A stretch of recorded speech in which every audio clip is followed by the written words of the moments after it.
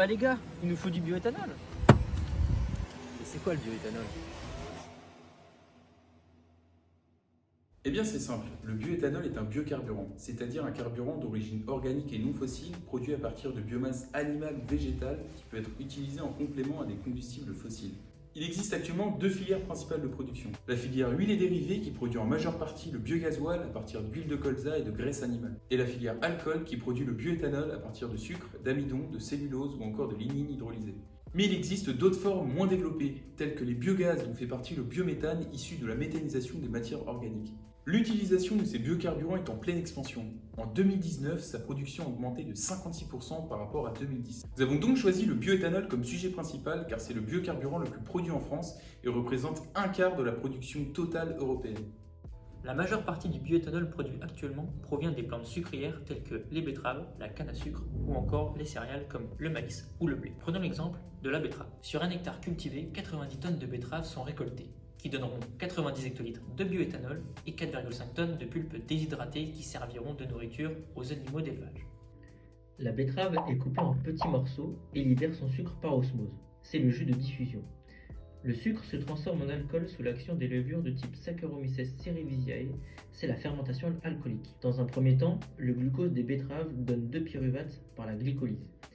Puis, le pyruvate donne de l'acétaldéhyde en libérant une molécule de CO2 grâce à la pyruvate décarboxylase.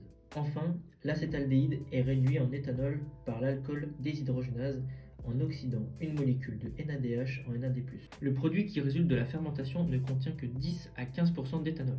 Pour obtenir de l'éthanol pur à 100%, il doit être concentré. Le point d'ébullition de l'éthanol est plus bas que celui de l'eau, 78,37 degrés pour l'éthanol. On peut faire évaporer l'éthanol de façon sélective par le processus de distillation.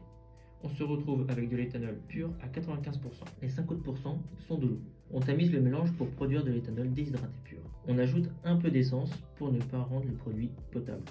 En revanche, tous les véhicules ne sont pas adaptés au fonctionnement avec du bioéthanol. Pour ce faire, il faudra installer un boîtier de conversion spécialisé.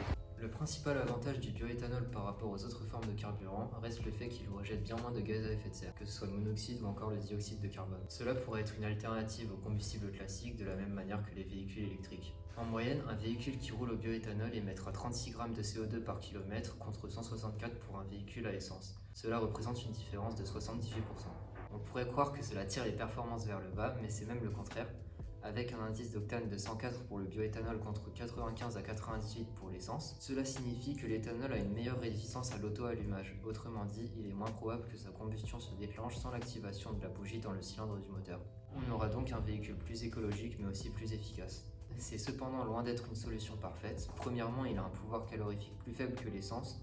En effet, il libère 21 285 kJ par kg contre 32 020 kJ par kg pour l'essence. Il faudra donc en moyenne une quantité 33% plus importante de bioéthanol pour libérer la même énergie qu'avec de l'essence. On peut aussi souligner les contraintes liées à la disponibilité des ressources sucrières comme la betterave ou la canne à sucre. Il faudrait des espaces cultivables considérables dont nous manquons déjà pour des ressources alimentaires. On a donc une compétition entre production pour nourrir les populations et production pour les déplacer vis-à-vis des surfaces agricoles. Pour y remédier ou du moins pallier cela, l'exploitation de la biomasse lignocellulosique pourrait être une clé.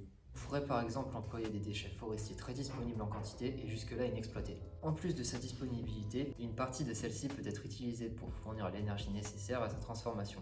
On parle ici de chaleur et d'électricité. On pourrait se servir de la bagasse résiduelle de la canne à sucre. Cela réduirait encore plus les émissions de gaz à effet de serre inhérents à sa fabrication. Sans parler des risques sanitaires qu'il représente, on pense évidemment au risque de développer des cancers en l'inhalant. On oublie que si les émissions de gaz à effet de serre par sa combustion sont moindres, le cycle de vie de l'éthanol, de sa fabrication à son transport, en passant par la culture de matières premières, représente un désastre environnemental au même titre que les autres formes de carburant. Pour conclure, les biocarburants ne représentent malheureusement pas une solution miracle. Beaucoup de domaines restent à approfondir, notamment la question de la localité des matières premières. En effet, beaucoup de compagnies importent celles-ci de l'autre bout du monde, rendant ainsi le cycle de vie du bioéthanol plus polluant. Comme alternative, nous pourrions miser sur les transports en commun ou encore privilégier les déplacements en vélo pour les trajets de courte distance. La question est maintenant d'optimiser la capacité des voitures à être compatibles avec ce système dès le début de la chaîne de production.